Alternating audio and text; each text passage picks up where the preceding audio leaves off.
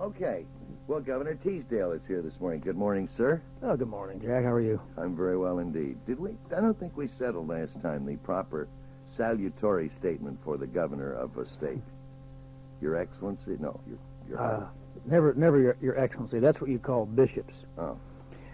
People call me governor. I like to answer to governor or Joe. But I guess if you are worried about protocol, I think just simply. What governor. about a high state thing? I mean, an important thing going on.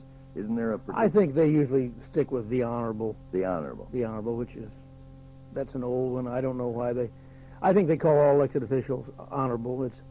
Which I think is pushing it a little. I'd say these days it's pushing it a lot. I suppose since you've been governor, you've been called just about everything. I think it's just about 98%. Jack. Yeah, If they missed a few, it's just because you haven't heard them much. Some of the more creative people may come up with some new ones, but I've heard them all. I was listening to the news this morning, and I heard two news stories that I wanted to ask you about. Last time we were here, we talked about your lovely wife and your family and that sort of thing. But there are a couple things that I would be very interested in your reaction to. One, the Missouri Bar Association and their recommendation that marijuana be, if not legalized, at least the criminal aspects be taken away from a possession of a minimum amount. And the other is the federal report that showed that Missouri is not doing a good job in keeping their motorists at the speed limit, and I believe you said that you needed some federal aid to do that, and I was wondering whether that meant federal money to buy more cars and radar equipment and hire more officers, or just what that means. Let's start with the 55-mile-an-hour speed limit. Do you think it's working? Do you think it's doing any good? Well, Jack, I have to rely mainly on the superintendent of our highway patrol, Colonel Al Luker, who is a very, very conscientious and knowledgeable man. I meet with him often. We do talk about some of the problems, and that is a problem he has mentioned to me more than once because I asked him about it. And he said that we're doing everything we can in Missouri. The president, in his words, has not really taken an all-out offensive effort to educate the country on how serious we are about the safety factor and on the conservation of energy, which results from that requirement of 55 mile an hour. So I'm relying on my expert and the highway patrol experts who tell me that they're doing everything they can, but they have only a limited number of people on the road. But it's a national attitude that we're not serious about it. And I think the president and Brock Adams and others who are in the real position to educate people have to back us up. They can also back us up with federal monies through the Law Enforcement Assistance Administration. But I am really parroting my head of the Highway Patrol, and it kind of upset him because we have communicated with the federal authorities, and we have, through Kenneth Carnes and the Public Safety Department, we've done everything we can to enforce the law, but we were caught off guard by the charge that we were in the lower 10. It just isn't so. It simply isn't so. And so now what we'll do, and Al Luker is there with Brock Adams in California at that meeting of law enforcement officials, we are going to double our efforts to not only to educate the people of Missouri that we have to enforce that law, but we're going to get with Brock Adams and the president and find out, well, if we're not, how are you going to help us do a better job? Well, you know what, I'm curious. I just happened to get, for the first time in my life, I always swore I wouldn't, but I just got a car that had a CB in it, and I made a run from Milwaukee down here in this car with the CB, and I didn't even know how to use it, but I could hear, and I finally got to where I could talk and be understood. They don't talk English. Do you think the CBers have something to do with this, with the statistics that there's a lot of people exceeding the speed limit? Do you think are they outmaneuvering? Are they beating Smokey the Bear on the road? No, I don't think so. And the only reason I say no again is that I do meet with Al Luker pretty often. He's a good friend of mine, and we do meet often. And he says that no, that does not have any effect. The Highway Patrol, again, regulates the highways. They have CBs themselves. They're tuned into the same networks. Again, they say that they are, with their 500 or 600 men on the road, doing everything they can to enforce the law. And as long as CBs are legal, Mm-hmm. and I have no quarrel with that, then I think there is a possibility that on given occasions through the network of truckers especially, that they're going to be able to move ahead of that 55-mile-an-hour speed limit. But as long as again, as CBs are legal, I think there are going to be some cases where speeding is going to be a success for those who do it. Mm-hmm. But I'm advised, again, by the Highway Patrol chieftain that does not deter their efforts. I've had a few contacts with the Missouri State Highway Patrol in past years, and quite honestly, I feel that they are a particularly good-looking, high type of officer. I've always been very impressed with their appearance and their demeanor and their manners. I think it's a very, very fine organization from the consumer's point of view when you come in contact with them. My experience has always been that they are courteous, extremely, well-mannered and well-tailored too, and I think they're kind of a pride for the state of Missouri. They really are a sharp outfit. I'm sure every governor brags on the Highway Patrol in a given state. I know for a fact that we have a reputation in Missouri. Before I was governor, it'll be certainly true after I'm governor. The Missouri Highway Patrol nationally has a very high reputation, just like the Los Angeles Police Department has a well-known, good reputation.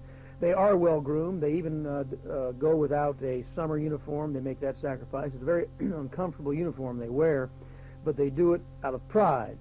They remind me somewhat of the Marine Corps, not that I'm singling out the Marine Corps, but they're known for their particular pride and the spirit of corps. I think the Highway Patrol does have that tradition and a pride, and it's unusual. I think that when they do arrest you, and they do it often, I think it's unusual. I wish you wouldn't say arrest you. I mean, when they arrest, they didn't get me yet. When they arrest anyone, they are known for their courtesy, and they are known for leaving a good impression, and that good reputation they enjoy comes from the people they have come in contact with, and that is usually someone they've stopped. So I think you're right.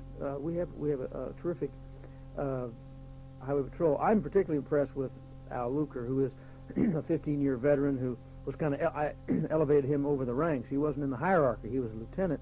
But there's a case of a fellow who didn't think he had a chance at it, and since he's been colonel, he's tremendous. He goes into the field, he visits all the various troop divisions and units, and it reminds me, I was in the service, it reminds me of that kind of situation where the general is a down-to-earth individual, and he inculcates, I think, a pride in the patrol. And that's really all he ever talks. He never talks to me about, Governor, here's what I can do to help you get reelected, like some of them do.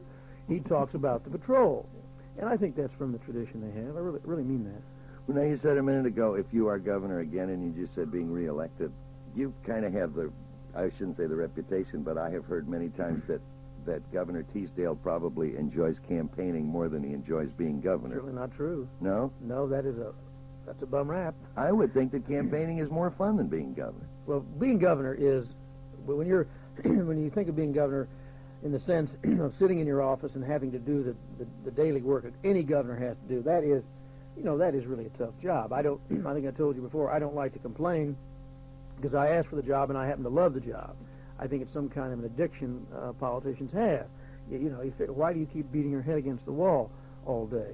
But it is a very pressurized job, and it's more relaxing to be on the road and have everyone making over you, and you go in and on the road you make speeches and you go to coffees and teas and everyone stands up and applauds for you, and you feel like the most welcome guest in the state because you are. The trappings of being governor, Jack, and the honor and respect that you are given when you travel around the state, that is more fun than being governor in the sense of what I've been doing this past week, for example. I spend maybe 9 hours, I don't get out of my office, and I have someone coming at me constantly with their problems, and it's always in the terms of a crisis. And someone's always upset, oh, we have to get this done. And, there's always kind of a sense of explosion around a governor's office. So from that point of view, it's more enjoyable to be out campaigning or doing the ceremonial things a governor does. But no, I like the substance of being governor, the decision-making process, the whole question. It's really a 24-hour-a-day job because you're in demand in one way or the other all the time. But I like the substantive thought processes and heavy, high-level decision-making that a governor gets to do. That's a one-time opportunity for me, and that's what I enjoy, cranking out the decisions of a governor. I would rather be doing that than campaigning. Campaigning gets to be a drag. You're away from your family, you're away from my child, and away from the comforts of the home, living in a motel. I don't enjoy that. You see yourself campaigning again? I think it's a distinct possibility. Governor Teasdale is here. We'll continue in just a minute. I want to talk to you about restaurants. Well, Governor, I mentioned a minute ago the Missouri Bar Association. I noticed that Mr. Hyland did an editorial this morning on the subject. I didn't hear his editorial. Yeah, his feeling was that the Missouri Bar Association's suggestion, I don't know whether you'd call it a suggestion, to legalize or to de-emphasize the legal penalties for the possession of marijuana and cocaine, that he felt that was not in the best interest of the community, and I wondered what your feelings were on that. Well, I wish he hadn't told me what Mr. Hyland had said, because now you may think I'm saying this because he said it.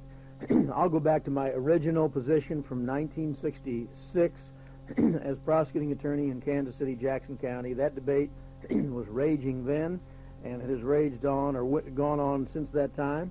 I've talked to or read about the opinions of almost all the experts. I've even visited the now somewhat famous Dr. DuPont from Washington, D.C., who was operating a methadone clinic back when I was district attorney, and that debate has gone on. And I've consistently said that to legalize marijuana, to encourage young people or anybody to use it, is a mistake. I'm not a doctor, and I'm not an expert in that field, but all the evidence that I can see, just as a layman, as a lawyer making what I think is a common sense judgment, it is a mistake to legalize and therefore encourage what many experts believe can lead to two things at least which are harmful. One is addiction, which is, and it could be brain damage, it could be any kind of damage which could cause you to act in an errant way. It could be committing crimes, it could cause, breakup of a marriage, whatever it may be. So it could cause addiction. That's bad. Just like we know the experts say alcohol and nicotine when you become addicted to them are bad for you. So we're adding another thing to the list. But there's also evidence, which I have received in the since 1962 really, which, there's opposition to that evidence, but there is strong opinion that marijuana leads to a graduation to heroin, cocaine, to higher and more lethal forms of drugs. So if that's all true, and if the body of evidence is strong there, why should we take a chance? That was my position in 1966, and it's still my position in 1977. So I agree with that body of thought, and I respect the sincerity of the other people who disagree with that. But I believe, and I've dealt with criminals, and I've been a prosecutor for 10 years. I think I told you once before, as governor, you're not an expert in many fields. You try to make things happen and get the best people in. But the one field that I am an expert in, I believe, is from 10 years of prosecution. I know about criminal behavior, and I know criminals, and I've seen the people who come back. I've seen the number of drug-related crimes. I've seen the juvenile delinquents. And marijuana and heroin and cocaine and LSD and all those so-called toxic drugs are bad and dangerous, in my opinion, and to legalize them is a mistake, in my opinion. Well, I would just inject one thought as the devil's advocate, because it's not my decision to make, certainly. It's a governmental or a legal decision. But the most convincing or impressive argument I've heard, and incidentally, it has been the same sort of, not legalization necessarily, but de-emphasis of penalties and so on, semi-legalization, has already taken place in a number of states, including California and Oregon or Washington, or both of them, and some others. But an interesting story, a true story that was told in this context, had to do with General Douglas MacArthur when he took over as the commander-in-chief of Japan, and a member of the staff, his staff, issued an order that American soldiers were not to fraternize with Japanese women in Japan in the occupation. And he rescinded that order. He canceled that order.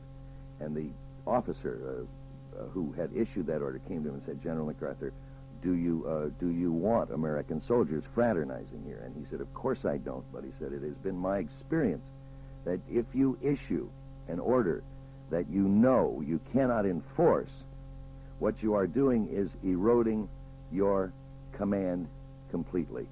In other words, I think the point's made. If you issue a thing that you know you are not going to be able to implement, then by the very nature of the people breaking that law, they will have a tendency to go on to others. Is marijuana something that can be contained and controlled, or will it go on? Will tremendous abuses like Prohibition, when it was illegal, when so many more people were drinking during Prohibition than after or before, can it be done practically? And if it can't be done practically, does it not then begin to erode our whole legal process? Well, my response to that, Jack, is that it's different than an order, but from a general in the service. You're not talking about a situation where the law is the military law. We're talking about the democratic form of government in this country, state and national government. It's the government that represents the will of the people through the representative process. And my judgment is that the best interest of the public, and I believe the public, the citizens of this country and of the state would back me up on this.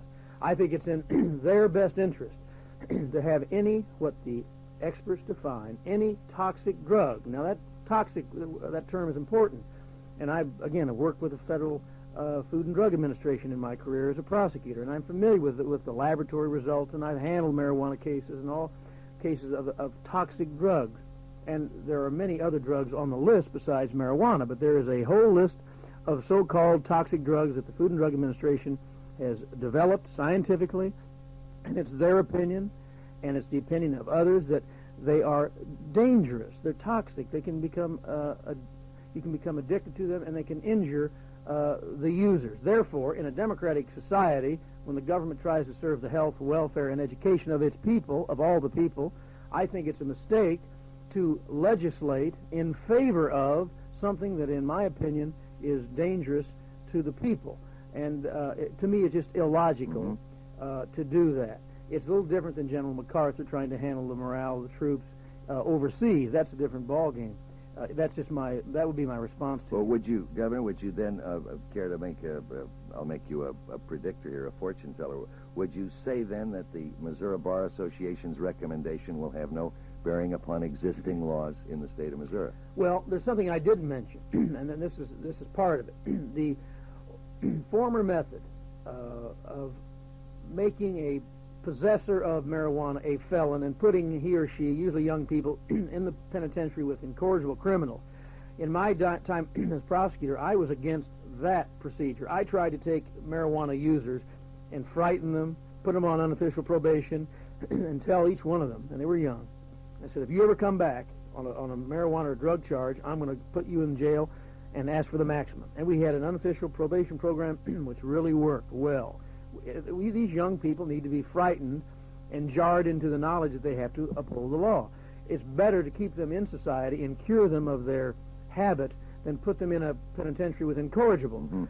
So the Missouri Bar Association and those people, and it's already the law has been reduced now. It's not a felony to possess a certain amount of marijuana. I think that's a good law. But to take away the sanction and to pass laws that so-called decriminalize, which in effect says from the people you can now use indiscriminately marijuana and other toxic drugs, I think that's a mistake. The reduction of penalties in some cases I'm in favor of, because I don't think we should waste our youth who are now in an epidemic manner using and experimenting with marijuana. I think it's overdoing it to put them in the slammer with a bunch of incorrigibles. I'm against that. So I'm not familiar with exactly what the Missouri Bar Association is advocating. I was responding in general to you on my opinion about marijuana. I don't think it should be legalized. But on the question of penalties, I am very much in favor of treating the young offenders, especially the first offenders, in such a way that it won't ruin their life if they got caught with marijuana. They should be frightened and they should be penalized, usually put on probation with a strict control whereby they, over a 2 or 3 year period, prove their good behavior, and that saves them from penitentiary. And you say this did work? In Kansas City, we had about 98% success, no return. Is that right? They never came back, and I always had the interviews, and I'd get them in there, and I frightened them, and I'd point my finger at them and say, look, I'll give you a break, I shouldn't do it. I said, and I had their parents there, and their parents signed the agreement, and I said, if you ever come back with any violation of any kind, especially drugs, I said, I'm personally going to try your case, and I'm going to put you in the penitentiary and ask the judge for the maximum. And they went out there wide-eyed, and we take them through the jails, And I even had a program which we wanted to do in Missouri and started in Kansas. We'd send a bunch of them through the penitentiary at Lansing, which is the Kansas State Penitentiary. It's medieval. It's a horrible place. Yeah, I bet. And they'd go through there, and I'm telling you, Jack, in the 6 years I was DA, I think we had about 2% returnees. So So it can work. It does work. It can work if you just do it with common sense, in my opinion. Mm-hmm. But to come out and legislate and say it's all right to use it, I think that's a mistake. Governor Teasdale's here. We'll continue in just a minute if you're food shopping today. Well, Governor Teasdale, we've done it again. We've run out of time. I hope you'll come back now. We really just got started, and I had a lot of things I wanted to talk to you about, and I wanted to open the phone lines and get some of the listeners to call in and ask you how you like your job. Well, I love the job. Yeah. We were talking about a minute ago. Everyone says, how do you do it? Why do you want it? And there's no boredom. I like the decision-making process. It's, again, a great honor to be governor of the state, and it seems like every day is just a brand new game, new problem. I think probably we like talked it too last much. time a little bit about the frustrations. I know there are things you want to do that you can't get done, that a governor can't do. I mean, if you felt that the speed limit, if you honestly felt in your heart that it should be 80 miles an hour, you couldn't do that. I'm getting used to the fact that any executive is limited in what he can do. I'm getting more patient. I think patience is the key.